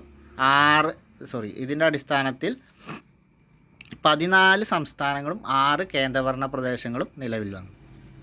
അങ്ങനെ നിലവിൽ വന്ന ഒരു സംസ്ഥാനമാണ് കേരളം. കേരളം നിലവിൽ വന്നത് 1956 നവംബർ 1. അപ്പോൾ ഓർത്തിരിക്കേണ്ട ഫാക്റ്റ് എന്താണ്? സംസ്ഥാന പുനഃസംഘടനാ നിയമം 1956 14 സംസ്ഥാനങ്ങളും 6 കേന്ദ്രഭരണ പ്രദേശങ്ങളും നിലവിൽ വന്നു. സംസ്ഥാന പുനഃസംഘടനാ നിയമം. പിന്നീട് പല ഘട്ടങ്ങളിലായി പുതിയ സംസ്ഥാനങ്ങൾ വന്നു. ചില സംസ്ഥാനങ്ങൾ വിഭജിച്ചിട്ട് പുതിയ സംസ്ഥാനങ്ങൾ വന്നു. അങ്ങനെ 29 സംസ്ഥാനങ്ങൾ ഉണ്ടായിരുന്നു. പക്ഷേ വീണ്ടും അതിലൊരു സംസ്ഥാനമായ ജമ്മു ആൻഡ് കാശ്മീരിനെ ആർട്ടിക്കിൾ 375 റദ്ദ് ചെയ്തുകൊണ്ട് 2019 ആർട്ടിക്കിൾ 375 റദ്ദ് ചെയ്തുകൊണ്ട് 2 കേന്ദ്രഭരണ പ്രദേശമാക്കി. ജമ്മു ആൻഡ് കാശ്മീർ സംസ്ഥാനത്തെ ജമ്മു കാശ്മീർ എന്നും ലഡാക്ക് എന്നും പേരുള്ള 2 കേന്ദ്രഭരണ പ്രദേശങ്ങളാക്കി മാറ്റി. ഇപ്പോൾ നിലവിൽ ഇന്ത്യയിൽ 28 സംസ്ഥാനങ്ങളും 9 കേന്ദ്രഭരണ പ്രദേശങ്ങൾ. 9 കേന്ദ്രഭരണ പ്രദേശത്തിലെ 8 കേന്ദ്രഭരണ പ്രദേശം ഡൽഹി എന്ന സ്റ്റേറ്റ് ക്യാപിറ്റൽ ടെറിട്ടറിയും. അങ്ങനെ 9 കേന്ദ്രഭരണ പ്രദേശവും 28 സംസ്ഥാനങ്ങളുമാണ് നിലവിൽ ഇന്ത്യയിലുള്ളത്. 29 സംസ്ഥാനം ഉണ്ടായിരുന്നു തെലങ്കാന രൂപീകരണത്തോടു കൂടി. പക്ഷേ 2014 തെലങ്കാന രൂപീകരണം. അതോടുകൂടി 29 സംസ്ഥാനമായിരുന്നു. എന്നാൽ 2019 ആർട്ടിക്കിൾ 375 റദ്ദാക്കിയത് മൂലം ജമ്മു കാശ്മീർ സംസ്ഥാനം ഇല്ലാതായി. അവിടെ ജമ്മു കാശ്മീർ സംസ്ഥാനത്തിന് പകരം 2 പുതിയ കേന്ദ്രഭരണ പ്രദേശങ്ങൾ വന്നു. ഇനി സാമ്പത്തിക മേഖലയിലെ മുന്നേറ്റങ്ങൾ. സ്വതന്ത്ര ഇന്ത്യയുടെ സാമ്പത്തിക അടിത്തറ വളരെ പരിതാപകരമായിരുന്നു. ലോകത്ത് അന്ന് നിലനിന്നിരുന്ന മുതലാളിത്ത സമ്പദ് വ്യവസ്ഥയുടെയും സോഷ്യലിസ്റ്റ് സമ്പദ് വ്യവസ്ഥയുടെയും സമന്വയമായ മിശ്ര സമ്പദ് വ്യവസ്ഥയാണ് ഇന്ത്യ സ്വീകരിച്ചത്. ഇതിൽ നോട്ട് ചെയ്യേണ്ട ഏക ഒരു പോയിൻ്റാണ് ഇന്ത്യ സ്വീകരിച്ച സാമ്പത്തിക നയം ഏതാണെന്ന് ചോദിച്ചാൽ മിശ്ര സാമ്പത്തിക നയമാണ്. മിക്സഡ് എക്കോണമി അഥവാ മിശ്ര സാമ്പത്തിക നയമാണ് ഇന്ത്യ സ്വീകരിച്ചത്. സ്വാതന്ത്ര്യാനന്തരം ജവഹർലാൽ നെഹ്റുവിൻ്റെ നേതൃത്വത്തിൽ ഗവൺമെൻറ് സാമ്പത്തിക മുന്നേറ്റം ലക്ഷ്യമാക്കി നിരവധി പദ്ധതികൾ ആവിഷ്കരിക്കുകയുണ്ടായി. ഈ പദ്ധതികൾ പലതും സ്വാതന്ത്ര്യ സമരകാലത്ത് പല കോൺഗ്രസ് സമ്മേളനങ്ങളും ചർച്ച ചെയ്തവയാണ്. അപ്പോൾ സ്വാതന്ത്ര്യാനന്തരം നെഹ്റുവിൻ്റെ നേതൃത്വത്തിൽ ഗവൺമെൻറ് പല പദ്ധതികളും തയ്യാറാക്കി. ഈ പദ്ധതികൾ എന്ന് പറയുന്നത് കോൺഗ്രസിൻ്റെ വിവിധ സമ്മേളനങ്ങൾ ചർച്ച ചെയ്ത കാര്യങ്ങളാണ്. സ്വാതന്ത്ര്യത്തിന് മുമ്പ് കോൺഗ്രസിൻ്റെ വിവിധ സമ്മേളനങ്ങളിൽ ചർച്ച ചെയ്ത പ്രമേയം അവതരിപ്പിച്ച കാര്യങ്ങളാണ് പിന്നീട് സ്വാതന്ത്ര്യാനന്തരം ഗവൺമെൻറ് പദ്ധതികൾ രൂപേണ നടപ്പിലാക്കിയത്. കേന്ദ്രീകൃത സാമ്പത്തിക ആസൂത്രണമായിരുന്നു അവയിൽ പ്രധാനപ്പെട്ടത്. സോവിയറ്റ് യൂണിയനിൽ നിന്നാണ് ഇന്ത്യ സാമ്പത്തിക ആസൂത്രണം എന്ന ആശയം കടം കൊണ്ടത്. അപ്പോൾ സാമ്പത്തിക ആസൂത്രണം എന്ന ആശയം ഇന്ത്യ കടം കൊണ്ടത് എവിടെ നിന്നാണ്? സോവിയറ്റ് യൂണിയനിൽ നിന്നാണ്. അപ്പോൾ സാമ്പത്തിക ആസൂത്രണം എന്നുള്ള ആശയം ഇന്ത്യ എടുത്തത് സോവിയറ്റ് യൂണിയനിൽ നിന്നാണ്. ഇതാണ് ഇതിൽ നോട്ട് ചെയ്യേണ്ട പോയിൻ്റ്. സ്വാതന്ത്ര്യത്തിന് ശേഷം സാമ്പത്തിക ആസൂത്രണ പരിപാടികൾക്ക് ശക്തി വർദ്ധിച്ചു. 1950 ജവഹർലാൽ നെഹ്റുവിൻ്റെ അധ്യക്ഷതയിൽ ആസൂത്രണ കമ്മീഷൻ നിലവിൽ വന്നു. സാമ്പത്തിക പുരോഗതിക്കായി ആസൂത്രണ കമ്മീഷൻ നിരവധി പദ്ധതികൾ മുന്നോട്ട് വെച്ചു. അപ്പോൾ ആസൂത്രണ കമ്മീഷൻ നിലവിൽ വന്നത് 1950 ജവഹർലാൽ നെഹ്റുവിൻ്റെ അധ്യക്ഷതയിലാണ് ആസൂത്രണ കമ്മീഷൻ നിലവിൽ വന്നത്. രാജ്യത്തിൻ്റെ സാമ്പത്തിക വളർച്ച ലക്ഷ്യമിട്ട് ആസൂത്രണ കമ്മീഷൻ നടപ്പിലാക്കിയ പദ്ധതികളാണ് പഞ്ചവത്സര പദ്ധതികൾ. 1951 തുടക്കം കുറിച്ച പഞ്ചവത്സര പദ്ധതികൾ വികസന പ്രക്രിയയിൽ വളരെയധികം മുന്നോട്ട് പോകാൻ ഇന്ത്യയെ സഹായിച്ചു. അപ്പോൾ ഇന്ത്യയിൽ പഞ്ചവത്സര പദ്ധതി ആരംഭിച്ചത് 1951 1951 ഇന്ത്യയിൽ പഞ്ചവത്സര പദ്ധതികൾ ആരംഭിച്ചത്. അപ്പോൾ നോട്ട് ചെയ്യേണ്ട പോയിൻ്റ് പഞ്ചവത്സര പദ്ധതി. ആസൂത്രണ കമ്മീഷൻ നിലവിൽ വന്നത് 1950, പഞ്ചവത്സര പദ്ധതി ആരംഭിച്ചത് 1951. ഈ 2 പോയിൻ്റാണ് ഇതിൽ നോട്ട് ചെയ്യേണ്ട പോയിൻ്റ്. കാർഷിക വ്യാവസായിക മേഖല പുഷ്ടിപ്പെടാനും ദാരിദ്ര്യ നിർമ്മാർജ്ജനത്തിനും ഊർജ്ജോൽപാദനത്തിനും വിദ്യാഭ്യാസ മേഖലയിലെ പുരോഗതിക്കും ഇത് സഹായകരമായി. സാമ്പത്തിക പുരോഗതിക്കായി വിദേശ രാജ്യങ്ങളുടെ സഹായവും ഇന്ത്യക്ക് ലഭിച്ചു. വിദേശ സഹായത്താൽ ഇന്ത്യയുടെ വിവിധ ഭാഗങ്ങളിൽ ഇരുമ്പുരുക്ക് വ്യവസായശാലകൾ ആരംഭിച്ചു. അപ്പോൾ അത് ഇരുമ്പുരുക്ക് വ്യവസായശാലകളെ നോക്കുന്നതിന് മുമ്പ് ഇവിടെ നമ്മൾ വിട്ട ഒരു കോളമുണ്ട്, ആസൂത്രണ കമ്മീഷൻ എന്നുള്ളത്. അതൊന്ന് നോക്കിയിട്ട് 1950 മാർച്ച് 15 ആസൂത്രണ കമ്മീഷൻ നിലവിൽ വന്നു. നമ്മൾ 1950 ആസൂത്രണ കമ്മീഷൻ നിലവിൽ വന്നു എന്ന് പഠിച്ചു. അപ്പോൾ കറക്റ്റ് ഡേറ്റ് ദിവസം പറയുകയാണെങ്കിൽ 1950 മാർച്ച് 15 ആസൂത്രണ കമ്മീഷൻ നിലവിൽ വന്നത്. 1950 മാർച്ച് 15 ആസൂത്രണ കമ്മീഷൻ നിലവിൽ വന്നത്. പ്രധാനമന്ത്രി ജവഹർലാൽ നെഹ്റു ആയിരുന്നു അതിൻ്റെ അധ്യക്ഷൻ. പ്രധാനമന്ത്രി ജവഹർലാൽ നെഹ്റു ആയിരുന്നു അധ്യക്ഷൻ. Vice chairman Gulzarilal Nanda. Vice chairman ആരായിരുന്നു? ഗുൽസരിലാൽ നന്ദ. അപ്പോൾ ആസൂത്രണ കമ്മീഷൻ നിലവിൽ വന്നത് 1950 മാർച്ച് 15. 1950 മാർച്ച് 15 ആസൂത്രണ കമ്മീഷൻ നിലവിൽ വന്നത്. പ്രധാനമന്ത്രി ജവഹർലാൽ നെഹ്റു ആയിരുന്നു അധ്യക്ഷൻ. ഉപാധ്യക്ഷൻ ആരാണ്? അഥവാ വൈസ് ചെയർമാൻ ഗുൽസരിലാൽ നന്ദ. പിന്നെ നോട്ട് ചെയ്യേണ്ട പോയിൻ്റാണ് അതിലെ ആസൂത്രണ കമ്മീഷൻ അംഗങ്ങൾ ടി കൃഷ്ണമാചാരിയും CD ദേശ്മുഖും. അപ്പോൾ ജവഹർലാൽ നെഹ്റു അധ്യക്ഷനായി, ഗുൽസരിലാൽ നന്ദ ഉപാധ്യക്ഷനായി 1950 മാർച്ച് 15 ആസൂത്രണ കമ്മീഷൻ നിലവിൽ വന്നത്. അതിലെ അംഗങ്ങളാണ് ടി കൃഷ്ണമാചാരിയും CD ദേശ്മുഖും. ടി കൃഷ്ണമാചാരി, CD ദേശ്മുഖ് എന്നിവർ അംഗങ്ങളായി. ഗുൽസരിലാൽ നന്ദ വൈസ് ചെയർമാനായി, ജവഹർലാൽ നെഹ്റു ചെയർമാനായി. 1950 മാർച്ച് 15 ആസൂത്രണ കമ്മീഷൻ നിലവിൽ വന്നത്. ഇനി നമ്മൾ ആസൂത്രണ കമ്മീഷൻ അതിൻ്റെ പഞ്ചവത്സര പദ്ധതികൾ എന്ന് പറഞ്ഞു. 1951 പഞ്ചവത്സര പദ്ധതി ആരംഭിച്ചത്. അതിൻ്റെ ഭാഗമായിട്ട് സാമ്പത്തിക പുരോഗതിക്കായി ഇന്ത്യ വിവിധ വിദേശ രാജ്യങ്ങളുടെ സഹായത്തോടു കൂടി ഇന്ത്യയിൽ നിരവധി ഇരുമ്പുരുക്ക് ശാലകൾ സ്ഥാപിച്ചു എന്ന് പറഞ്ഞു. ഇനി പ്രധാനപ്പെട്ട ഇരുമ്പുരുക്ക് ശാലകളും ഇരുമ്പുരുക്ക് വ്യവസായശാലകളും അതിന് സഹായം നൽകിയ രാജ്യങ്ങളുടെ ഒരു കോളുണ്ട്. ഇത് പ്രധാനപ്പെട്ടതാണ്. ഇതിൽ നിന്നും ഒരുപാട് തവണ പ്രീവിയസ് ക്വസ്റ്റ്യൻ ചോദിച്ച ഒരു ഏരിയയാണ് ഈ ഒരു കോളം. അപ്പോൾ ഭിലായ്, ബൊക്കാറോ എന്നീ ഇരുമ്പുരുക്ക് ശാലകൾക്ക് സഹായം നൽകിയ രാഷ്ട്രം ഏതാണ്? സോവിയറ്റ് യൂണിയനാണ്. ഇനി ഓപ്ഷനിൽ സോവിയറ്റ് യൂണിയന് പകരം റഷ്യ എന്ന് പറഞ്ഞാലും അതും കൊടുക്കുക. കാരണം ഇപ്പോൾ നിലവിൽ സോവിയറ്റ് യൂണിയൻ എന്ന രാജ്യമില്ല, അത് തകർന്ന് വിവിധ രാജ്യങ്ങളായിട്ടുണ്ട്. അപ്പോൾ ഭിലായ്, ബൊക്കാറോ 2 ബി വെച്ചുള്ള ഇരുമ്പുരുക്ക് ശാലക്കും സഹായം നൽകിയത് സോവിയറ്റ് യൂണിയനാണ്. ഭിലായ് എവിടെയാണ്? ഭിലായ് സ്ഥിതി ചെയ്യുന്നത് ഏത് സംസ്ഥാനത്താണ്? ഇത് ഏത് സംസ്ഥാനത്താണ് എന്നുള്ളത് കൂടി ഒന്ന് ഓർത്തിരിക്കുന്നത് നല്ലതാണ്. ഭിലായ് ഛത്തീസ്ഗഡിലാണ്. ഛത്തീസ്ഗഡ് സംസ്ഥാനത്താണ് ഭിലായ്. ബൊക്കാറോ ജാർഖണ്ഡിലാണ്. അപ്പോൾ ഛത്തീസ്ഗഡിലെ ഭിലായ് ഇരുമ്പുരുക്ക് ശാല സഹായം നൽകിയത് സോവിയറ്റ് യൂണിയൻ.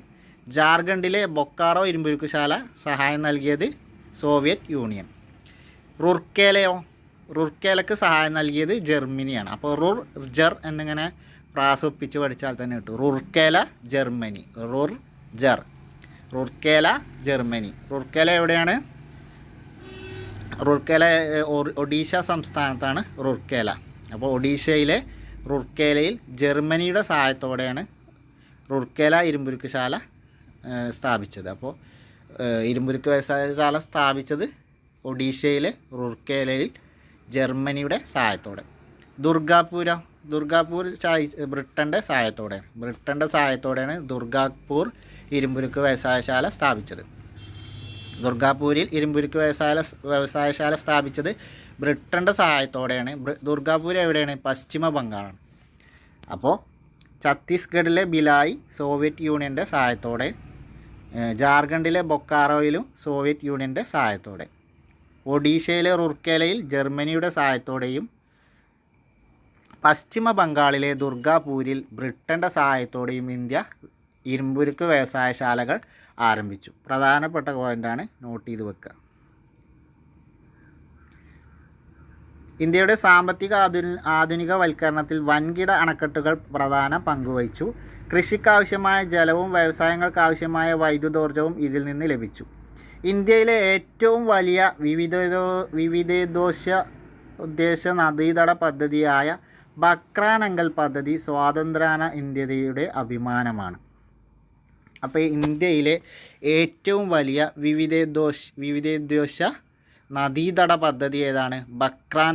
ബക്രാനങ്കലാണ് വിവിധോദ്ദേശ നദീതട പദ്ധതി. അപ്പോൾ ഇന്ത്യയിലെ ഏറ്റവും വലിയ വിവിധോദ്ദേശ നദീതട പദ്ധതി ഏതാണെന്ന് ചോദിച്ചാൽ ബക്രാനങ്കൽ പദ്ധതിയാണ്. ജലസേചന സൗകര്യങ്ങൾ ലഭ്യമായതോടെ ഇന്ത്യയിൽ കാർഷികോൽപാദനം വർദ്ധിച്ചു. കാർഷിക പുരോഗതി, കന്നുകാലി സംരക്ഷണം, ഭൗതിക സാഹചര്യങ്ങളുടെ ഉന്നമനം തുടങ്ങിയ ലക്ഷ്യങ്ങളോടെ ദേശീയ തലത്തിൽ 55 പദ്ധതികൾ 1952 ഒക്ടോബർ 2 മഹാത്മാഗാന്ധിയുടെ ജന്മത്തിന് തുടക്കം കുറിച്ചു. പിന്നെ നോട്ട് ചെയ്യേണ്ട ഒരു പോയിൻ്റ്, 52 ഇന പദ്ധതികൾ തുടക്കം കുറിച്ചത്. 52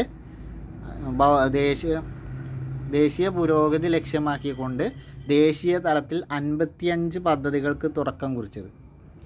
ദേശീയ തലത്തിൽ 55 പദ്ധതികൾക്ക് തുടക്കം കുറിച്ചത് 1952 ഒക്ടോബർ 2 ഗാന്ധി ജയന്തി ദിനത്തിൽ. 1952 ഗാന്ധി ജയന്തി ദിനത്തിലാണ്, ഒക്ടോബർ 2 55 പദ്ധതികൾക്ക് തുടക്കം കുറിച്ചത്. 55 പദ്ധതികൾക്ക് തുടക്കം കുറിച്ചത്. 1990 ഇന്ത്യയുടെ സമ്പദ് വ്യവസ്ഥയിൽ പ്രകടമായ വ്യതിയാനമുണ്ടായി. പൊതുമേഖലയ്ക്ക് പകരം സ്വകാര്യ മേഖലയ്ക്ക് പ്രാധാന്യം കൈവന്നു. അപ്പോൾ 1990 പുത്തൻ സാമ്പത്തിക നയം വന്നത്. എൻജിനീയറിംഗ്, കാർഷിക ഗവേഷണം, ടൂറിസം, ആസൂത്രണം തുടങ്ങിയവയുമായി ബന്ധപ്പെട്ടുള്ള തൊഴിൽ സാധ്യതകൾ വിശകലനം ചെയ്യുക എന്ന് പറഞ്ഞാൽ നമുക്ക് പഠന പ്രവർത്തനമാണ്. ജസ്റ്റ് ഒന്ന് നോക്കിയാൽ മതി. അപ്പോൾ ഇവിടെ ഒട്ടിയേണ്ട ഇന്ത്യയിലെ ഏറ്റവും വലിയ വിവിധോദ്ദേശ നദീതട പദ്ധതി ബക്രാനങ്കൽ. പിന്നെ മുകളിൽ പറഞ്ഞ കോളങ്ങൾ, ഈ കോളം ഇമ്പോർട്ടൻ്റ് ആണ്, ഇത് നോട്ട് ചെയ്യുക.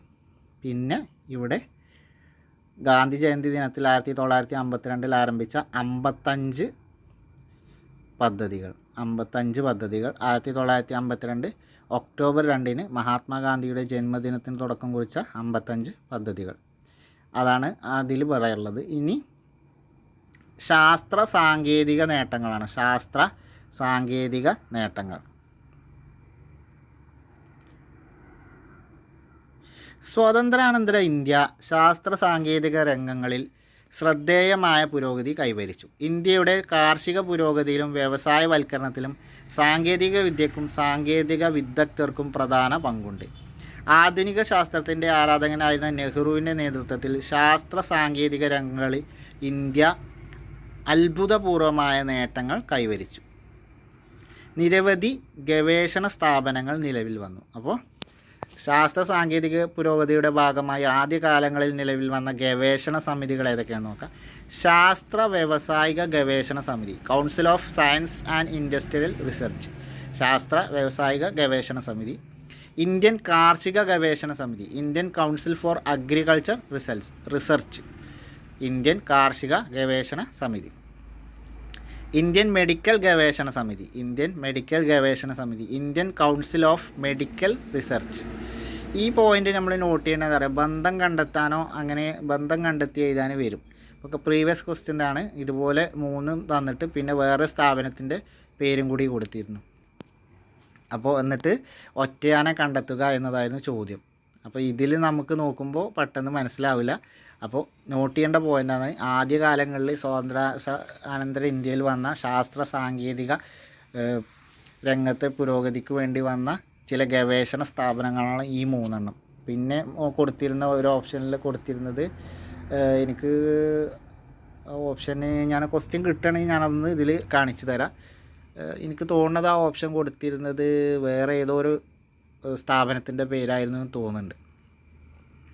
അപ്പോൾ അത് നോട്ട് ചെയ്യുക. അപ്പോൾ ഈ 3 നമ്മൾ നോട്ട് ചെയ്യുന്നത് ഇങ്ങനെതാണ്. ഈ 3 ഒരേ സമയത്ത് വന്ന ഗവേഷണ സ്ഥാപനങ്ങളാണ്.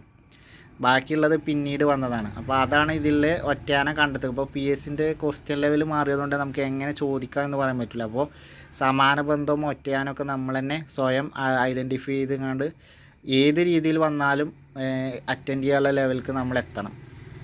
അപ്പോൾ ഈ 3 സ്ഥാപനങ്ങളൊന്ന് നോട്ട് ചെയ്ത് വെക്കുക. ശാസ്ത്ര വ്യാവസായിക ഗവേഷണ സമിതിയും ഇന്ത്യൻ കാർഷിക ഗവേഷണ സമിതിയും ഇന്ത്യൻ മെഡിക്കൽ ഗവേഷണ സമിതിയും. ഇതിൻ്റെ ഇംഗ്ലീഷ് പേര് കൊടുത്തിട്ടുണ്ട്. ഇനി ഇതിൻ്റെ ചിലപ്പോൾ ഷോർട്ട് കൊടുക്കും. CSIR എന്ന് കൊടുത്താൽ നമ്മളെന്താണെന്ന് മനസ്സിലാക്കണം. അതേപോലെ CSIR, ICAR, അതേപോലെ ICMR. അപ്പോൾ CSIR, ICAR, ICMR. അപ്പോൾ ഈ 3 ഷോർട്ട് ഇങ്ങനെയും കൊടുക്കാം. അപ്പോൾ നമ്മളതെന്താണെന്ന് മനസ്സിലാക്കണം. അപ്പോൾ ഇതുപോലെ ഫുള്ളും പഠിക്കണം, ഷോർട്ടും പഠിക്കണം, ഇതിൻ്റെ മലയാളം പഠിക്കണം, ഇംഗ്ലീഷും പഠിക്കണം. അപ്പോൾ നമ്മൾ ഏത് വിധത്തിലും ചോദിക്കാം എന്നുള്ള ലെവലിൽ തന്നെ പഠിച്ച് മുന്നോട്ട് പോകണം. ശാസ്ത്ര വ്യാവസായിക ഗവേഷണ സമിതിയുടെ പദ്ധതികൾക്ക് നേതൃത്വം നൽകിയത് ഹോമി ജഹാംഗീർ ബാബയും SN ഭട്നാഗറുമാണ്. അപ്പോൾ ശാസ്ത്ര വ്യാവസായിക ഗവേഷണ സമിതിയുടെ പദ്ധതികൾക്ക് നേതൃത്വം നൽകിയത് ആരൊക്കെയാണ്? ഹോമി ജെ ബാബ എന്നറിയപ്പെടുന്ന ഹോമി ജഹാംഗീർ ബാബയും SN ഭട്നാഗറുമായിരുന്നു. ഹോമി ജഹാംഗീർ ബാബ നേതൃത്വം നൽകിയ ശാസ്ത്ര സ്ഥാപനങ്ങളാണ് Tata institute of fundamental research, Indian ആണവോർജ കമ്മീഷൻ എന്നിവ. അപ്പോൾ ഹോമി ജെ ബാബ നേതൃത്വം നൽകിയ ശാസ്ത്ര സ്ഥാപനങ്ങൾ ഏതൊക്കെയെന്ന് ചോദിച്ചാൽ ടാറ്റ ഇൻസ്റ്റിറ്റ്യൂട്ട് ഓഫ് ഫണ്ടമെൻ്റൽ റിസർച്ചും ഇന്ത്യൻ ആണവോർജ കമ്മീഷനും, Indian atomic commission, atomic energy commission, IAEC, Indian atomic energy commission അഥവാ ഇന്ത്യൻ ആണവോർജ കമ്മീഷൻ. അപ്പോൾ ശാസ്ത്ര വ്യാവസായിക ഗവേഷണ സമിതിയുടെ പദ്ധതികൾക്ക് നേതൃത്വം നൽകിയത് ഹോമി ജെ ബാബ എന്നറിയപ്പെടുന്ന ഹോമി ജഹാംഗീർ ബാബ അല്ലെങ്കിൽ ഹോമി ജെ ബാബ, അതേപോലെ SN ഭട്നാഗറുമായിരുന്നു. അപ്പോൾ പിന്നെ ഹോമി ജെ ബാബയുമായി ബന്ധപ്പെട്ട മറ്റ് സ്ഥാപനങ്ങളാണ് ടാറ്റ ഇൻസ്റ്റിറ്റ്യൂട്ട് ഓഫ് ഫണ്ടമെൻ്റൽ റിസർച്ചും ഇന്ത്യൻ ആണവോർജ കമ്മീഷനും. ഈ 2 പേരുടെയും ഫോട്ടോ ഇവിടെ കൊടുത്തിട്ടുണ്ട്. ഹോമി ജെ ബാബ, ഹോമി ജഹാംഗീർ ബാബ എന്ന ഹോമി ജെ ബാബ. ഇനി SN ഭട്നാഗർ എന്ന, അപ്പോൾ ഇവർ 2 ഇന്ത്യയിലെ ശാസ്ത്ര വ്യാവസായിക ഗവേഷണ സമിതിക്ക് നേതൃത്വം നൽകിയത്. അതിൽ ഹോമി ജെ ബാബയുമായി ബന്ധപ്പെട്ട് ടാറ്റ ഇൻസ്റ്റിറ്റ്യൂട്ട് ഓഫ് ഫണ്ടമെൻ്റൽ റിസർച്ചും ഇന്ത്യൻ ആണവോർജ കമ്മീഷനും.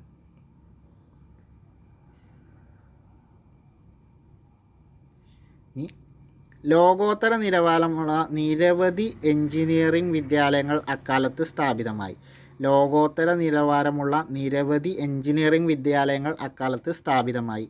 5 ഇന്ത്യൻ ഇൻസ്റ്റിറ്റ്യൂട്ട് ഓഫ് ടെക്നോളജികൾ അഥവാ IITകൾ 1954 64 ഇടയ്ക്ക് സ്ഥാപിക്കുകയുണ്ടായി. അപ്പോൾ 1954 64 ഇടയ്ക്ക് 10 വർഷത്തിൻ്റെ ഉള്ളിൽ ലോകോത്തര നിലവാരമുള്ള 5 IITകൾ സ്ഥാപിച്ചു. അപ്പോൾ ലോകോത്തര നിലവാരമുള്ള നിരവധി IITകൾ ഇന്ത്യൻ ഇൻസ്റ്റിറ്റ്യൂട്ട് ഓഫ് ടെക്നോളജി അഥവാ IIT സ്ഥാപിച്ചത് 1954 64 ഇടയിലുള്ള 10 വർഷം കൊണ്ടാണ്. അപ്പോൾ ഇന്ത്യയുടെ അന്നത്തെ രാഷ്ട്രീയ നേതാക്കന്മാരുടെ ദീർഘകാഴ്ചയും പിന്നെ അവരുടെ ആവേശമൊക്കെ നമ്മളൊന്ന് കാണണം. അതുകൊണ്ടാണ് ഇത്രയും പെട്ടെന്ന് തന്നെ ഇങ്ങനെ ഒരു വികസനം ഇന്ത്യക്ക് നേടാൻ കഴിഞ്ഞത്. ശാസ്ത്ര സാമഗ്രികളുടെയും വിജ്ഞാനത്തിൻ്റെയും കാര്യത്തിൽ പാശ്ചാത്യ രാജ്യങ്ങളെ ആശ്രയിക്കുന്നത് കുറക്കണമെന്ന നെഹ്റുവിൻ്റെ കാഴ്ചപ്പാടാണ് ഇതിന് അടിസ്ഥാനമായത്. തുടർന്ന് മെഡിക്കൽ വിദ്യാഭ്യാസം, ബയോമെഡിക്കൽ എഞ്ചിനീയറിംഗ്, ജനിതക ശാസ്ത്രം, ജൈവ സാങ്കേതികവിദ്യ, ആരോഗ്യം, ഗതാഗതം, സമുദ്ര ഗവേഷണം, വിവര സാങ്കേതിക വിദ്യ, ആണവോർജം എന്നീ മേഖലകളിൽ ഇന്ത്യ വൻ നേട്ടം കൈവരിച്ചു. അപ്പോൾ ഇതാണ് ഇനി പറയുന്നത്. അപ്പോൾ അതിൽ 54 64 ഇടയ്ക്ക് 5 IITകൾ സ്ഥാപിതമായി എന്ന് നമ്മൾ പഠിച്ചു. ഈ 5 IITകൾ ഏതൊക്കെയാണെന്നുള്ളത് നമ്മൾ അനുബന്ധമായിട്ടൊന്ന് ഓർത്തിരിക്കുന്നത് നല്ലതാണ്. അതിൻ്റെ ലിസ്റ്റ് ഞാൻ IITകൾ ഏതൊക്കെയാണെന്നുള്ളത് ഞാൻ മറ്റൊരു വീഡിയോയിലൂടെ നിങ്ങൾക്ക് ചെയ്തു തരാം. അപ്പോൾ ഈ വീഡിയോ നമുക്ക് ഇതിൻ്റെ 1ാം ഭാഗം എന്ന നിലയ്ക്ക് ഇവിടെ നിർത്താം. ഇനി ഇതിൻ്റെ അടുത്ത ഭാഗം നമ്മൾ ഇന്ത്യയും ബഹിരാകാശവും എന്നുള്ള ഇവിടെ നിന്നാണ് തുടങ്ങുന്നത്. അപ്പോൾ തൽക്കാലം ഈ വീഡിയോ ഇവിടെ നമുക്ക് അവസാനിപ്പിക്കാം. പിന്നെ അടുത്ത പാർട്ട് നമുക്ക് പിന്നെ ചെയ്യാം.